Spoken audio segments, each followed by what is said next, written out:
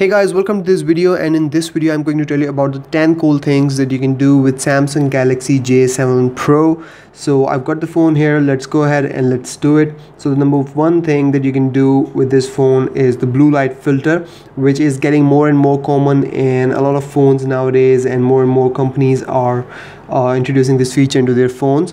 So we've got it here as well. So what this does is that it filters the blue light out of the display whenever you're using it. So if I turn this on, it will get this yellowish tinge on it, which means that the blue light has been filtered out. So what basically this means is that it allows you to sleep better at night by firing lesser number of neurons in your brain and stuff like that.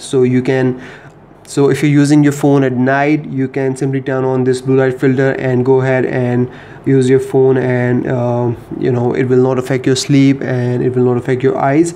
So you can simply turn it on, or you can turn it on as scheduled. So if I tap on this button, it will ask for my location, and then you can do that. So it will work from sunset to sunrise automatically, or you can use a custom schedule here, so you can set up a start time and end time and use it in that way. Now the second cool thing is basically screen zoom and font. So what you can do here is basically zoom in and out of the screen if you want. So you have got three settings here. So we've got small, large, and then we've got medium in between. So here you can see how the icons will look like, and if I swipe, you can see how the text will look like.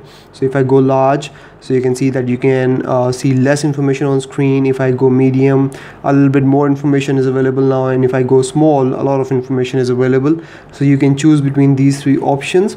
Then you can also change the font size. So you've got 5-6 options here, so you can do that as well. So you can go all the way to huge. So if that is something you like to do, you can do that as well. And then you can also change the font style here. So there are handful styles here already installed, and then you can go ahead and download more fonts probably from the Galaxy App Store.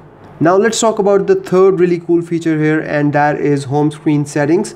So it's still right here in display. If I tap on it, it will take me to home screen settings. So this is basically the settings for the Samsung Galaxy J7 Pro default launcher. So I have not installed any other launcher here. This is the default launcher that I am using.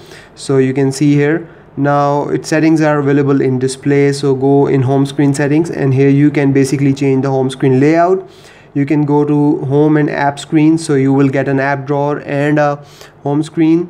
And if you simply tap on home screen only, then the app drawer will be removed and you will only have home screen. So there is no app drawer now. All your apps are on the home screen. So there you can see that. So if that is something you like, you have an option to do that now. Now moving on, we have got home screen grid. So basically you've got 5x5, 4x5 and 4x4 options that you can use for the icons to be displayed on the home screen. I usually like it 5x5. And then we have got apps button. So here you can simply tap on show apps button to show the apps button. So here apps button will be shown off. You can still access your app drawer by swiping up and down, but you will also get the apps button here, so you can tap on that to access the app drawer. And then last option here is called hide apps. So if you go in hide apps, it's self-explanatory. You choose apps and then you press apply, and those apps will be hidden. Now you can also access the home screen settings from the home screen. Simply just tap and hold on the home screen, and then you get here home screen settings. Tap on it and it will take you to the home screen settings, and you can change them from here as well. Now let's talk about the next really cool feature here, and that is the themes and wallpaper store here. So go in settings and go in wallpaper and themes, and it will take you to the Samsung themes store.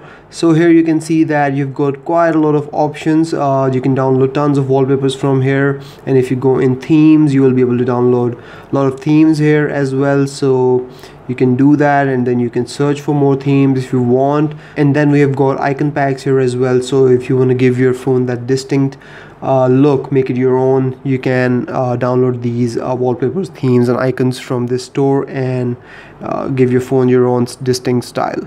Now let's talk about the next cool feature, and for that we need to go in advanced features, and here you will see this option called games. Let's go in games, and you will see two options, game launcher and game tools. Turn them on, and once you do that, go back, and on the home screen you will see this game launcher appear. you tap on it and you will see all your downloaded games here. Now you can launch these games from the game launcher, and you can launch them in muted form, and you can launch them while saving power on the device. So you've got 3 options down below and you can use them. And then we have got some more settings here, so you can see your games, you can add more games here, and then announcement settings and stuff like that. Now if I launch a game, for example, let's launch Clash Royale. Now I will see this floating button here, and if I tap on this button, it will give me some options. So I can have no alerts during games, option turn on, lock recents and back buttons, so you can lock these buttons while playing a game so that you accidentally don't hit these buttons. And then you have the option to screen touch lock, and then you can take screenshot and record your game as well. And then we've got some more settings. So if I go in settings and I go on this button here, so it will give me the option to lock either recent key only, back key only, or you can lock both of these keys. It all depends on what you choose. And then we have got record options here. So while recording, you can show an image on the game on the side. You can use your front camera to shoot yourself while you're recording the game, or you can choose none. And for the audio source, you can either use the microphone of the phone to record the audio. So if you are doing commentary on the game, you can use this feature, or if you want to record the game sounds, you can use phone audio and it will record the game sound instead of the microphone. And then down below we have got resolution in which you want to shoot. So you have got all the way up from 1080p to 360p, so that's up to you again. And then we've got bitrate here as well. I have it at auto. So you have got all these options, you can use them while playing games, and I think this is an awesome feature for those people who play a lot of games on their phones. Next up we have got another really cool feature, and it's called One-Handed Mode. So again, go in settings, go in advanced settings, and in advanced settings you will see One-Handed Mode, and turn this feature on. And now what this does is that you have got 2 options, gestures and button. So if I select button here, and if I tap this home button 3 times, it will reduce the screen size. And this is basically the one-handed mode, and then you will be able to use the screen with one hand, so you can set it to right and left and use it with a single hand with the thumb, and just tap out of the screen to make it full screen again. And then you've got gesture, you can choose that, and for that you will have to swipe up diagonally from either bottom corner. So like this, if we swipe up like this, it will reduce the screen size, and if I swipe up from the other corner, okay, it will reduce the screen size to the other side. Now let's talk about the next cool feature on this phone, and for that we need to go in settings, and in settings go in advanced features, and in advanced features go in multi-window. So this phone supports multi-window as well. So basically you've got 2 options, you can use split screen view or pop-up view.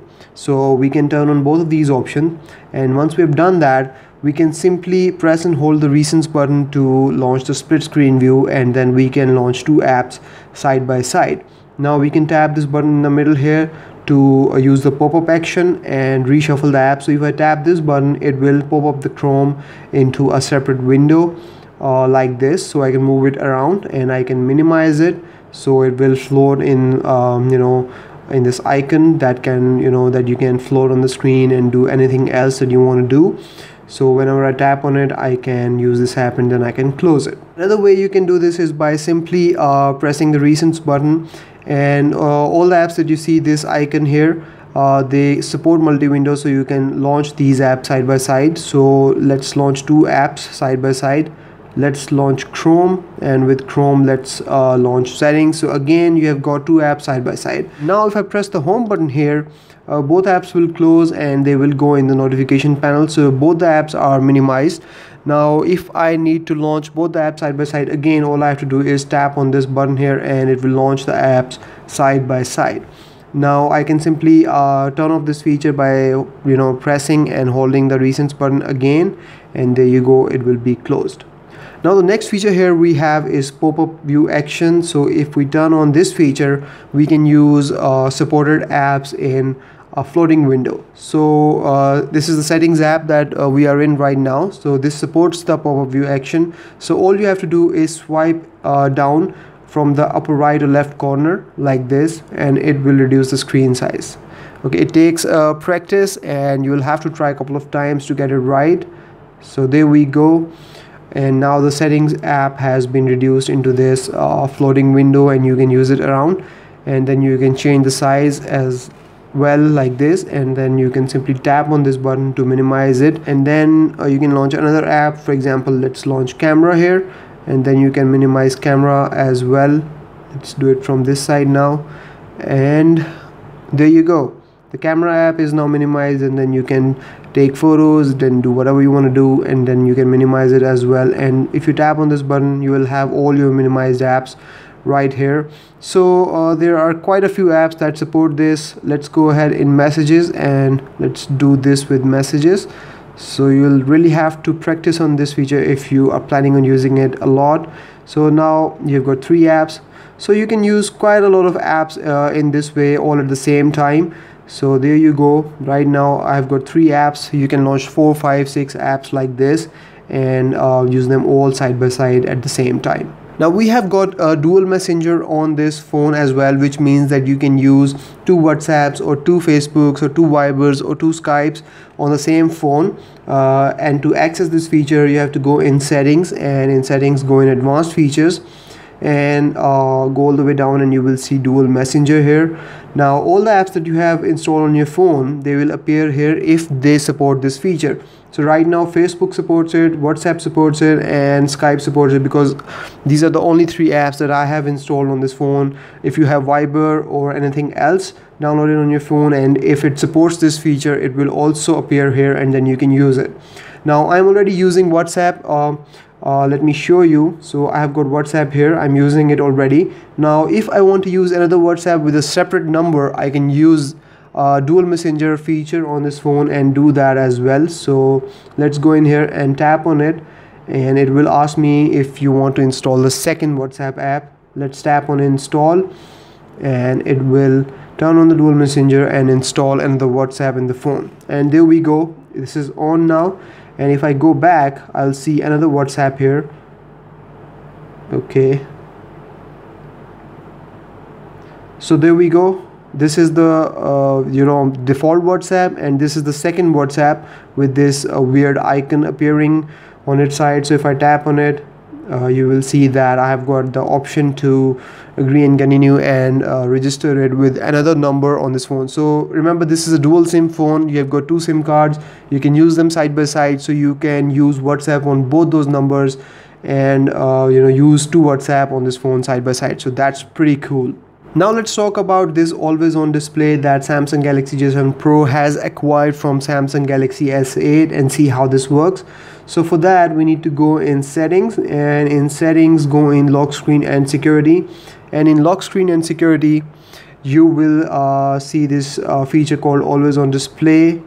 Tap on it, and here you will see 4 options. First, turn it on from the top, and then you've got 4 options. You've got a digital clock, analog clock, word clock, and calendar. You can set them to show up on the lock screen. So if I tap on it, you have got further options to customize it. So you can change the clock style from here, and then you can change the color from here, and then you can also set different backgrounds. So if you can see, I don't know if you can see here or not, but these colored backgrounds appear behind the text, so you can give it a little bit more style, and then simply tap apply, and it will show up on the lock screen of your phone. So that's always on display. And then you can set it to show always, or you can tap on it and set it as a schedule. So you can do that as well. Set up a start time and end time, and it will start and stop on those predefined times automatically. And then we have got information and widgets here as well. So if I tap on here, we have got face widgets. So basically you have got 3 widgets: music controller, today's schedule, and next alarm. You can reorder them, and they basically appear on the lock screen as well.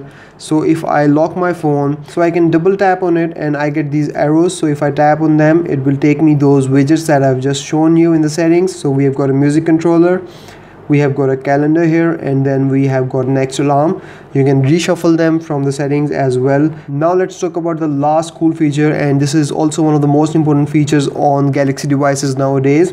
So this is basically the secure folder, and to launch secure folder you have to go in settings and go in lock screen and security, and again go all the way down, and you will see this option called secure folder.